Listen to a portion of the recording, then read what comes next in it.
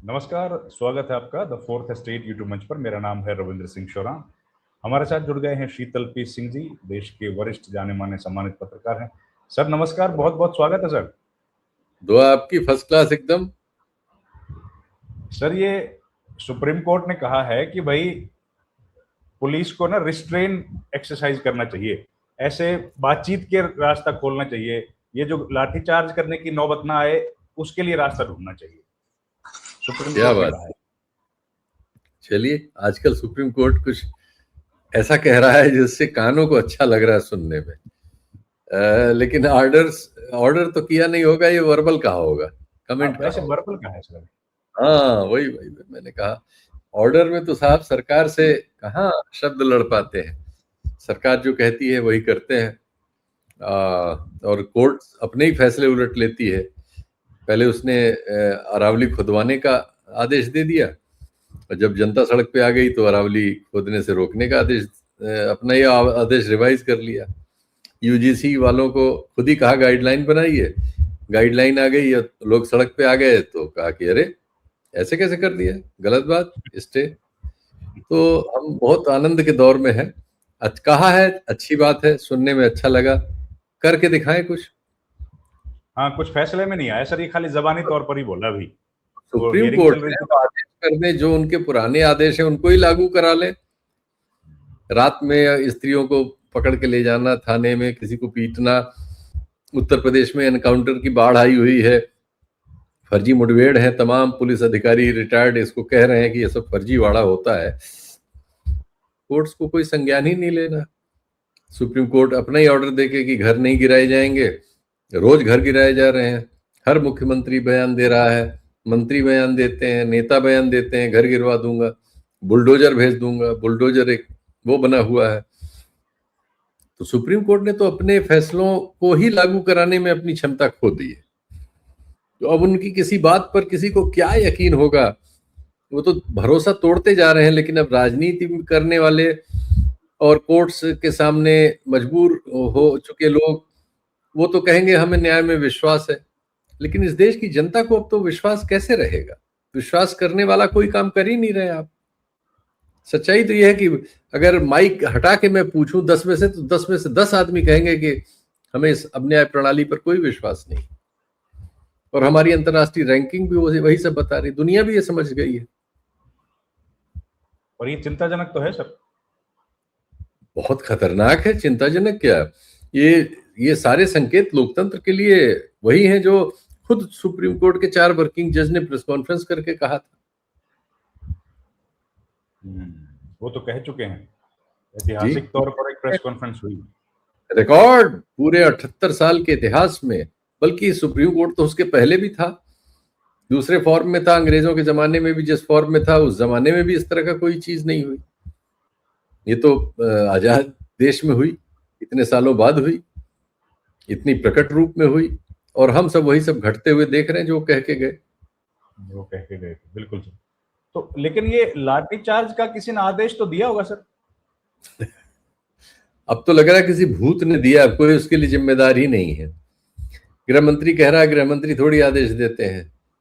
और इसके पहले पूरा देश में बीजेपी मुलायम सिंह को अयोध्या के गोलीकांड के लिए सजा दे चुकी है। पॉलिटिकल सजा जिसे कहते हैं, हर मामले में कहा जाता है, जब जरूरत होती तब इस्तेमाल किया जाता है। और जब भी जहां जो रहा है उस पर जिम्मेदारी तो आती ही है। मैं नहीं कह रहा हूं कि वो गलत कहा गया है, बिल्कुल राजनीतिक भाषा यही हो सकती है। जिम्मेदारी से कैसे कोई मुंह मोड़ सकता है। उनके जमाने में किसी पुलिस अफसर के आदेश से भी हुआ तो क्यों हुआ, नहीं होना चाहिए। ये तो वहीं बगल में संसद थी, जब हो रहा था तब उन्होंने क्या कर लिया, फोन करके रुकवाया उसको, या उनके पास सूचना का स्रोत नहीं है। चलो आदेश उन्होंने नहीं दिया, आदेश रोकने का आदेश दिया। सही बात। आदेश नहीं दिया, उनके पास तो सूचना आ गई होगी, साहब वहां संसद पे ये हो रहा है। संसद में तो सब बैठे थे वहीं अगल बगल, उनके पास तो सब तंत्र है।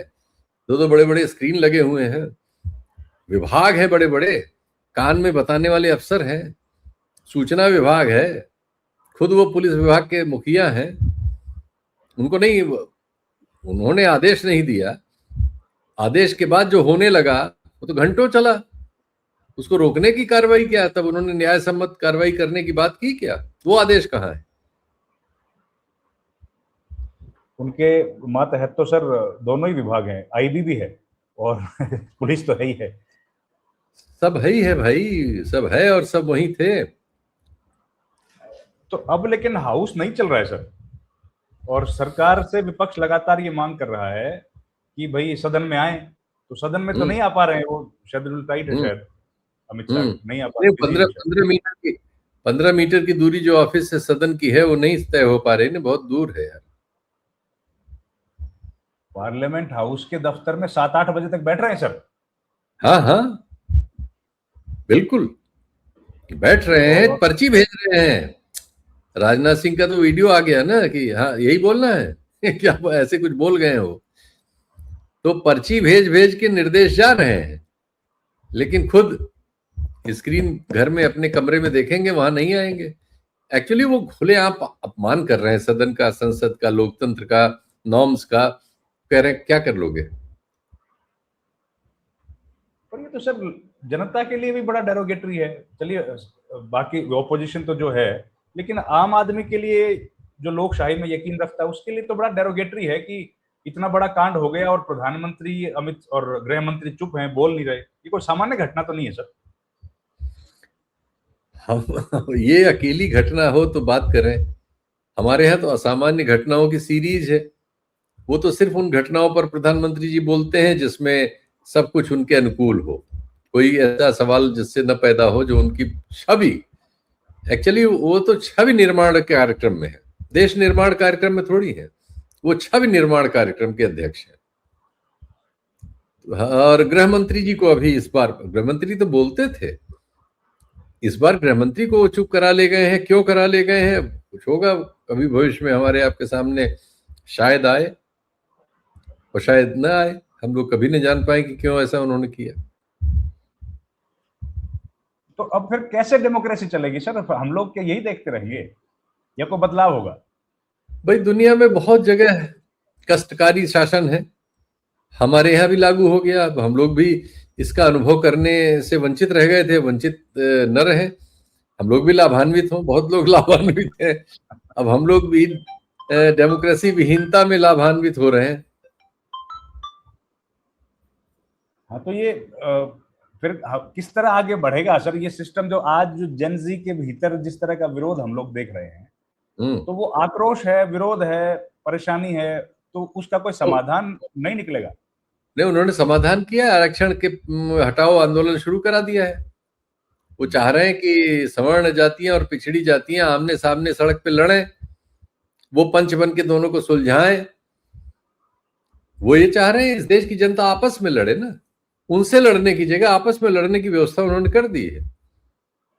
और राजस्थान में उन्हीं की सरकार है, उन्हीं की सरकार के सामने वो एक आंदोलन चल रहा है आरक्षण हटाओ वाला, और यूजीसी के ड्राफ्ट को गायब करो वाला, विड्रॉ करो।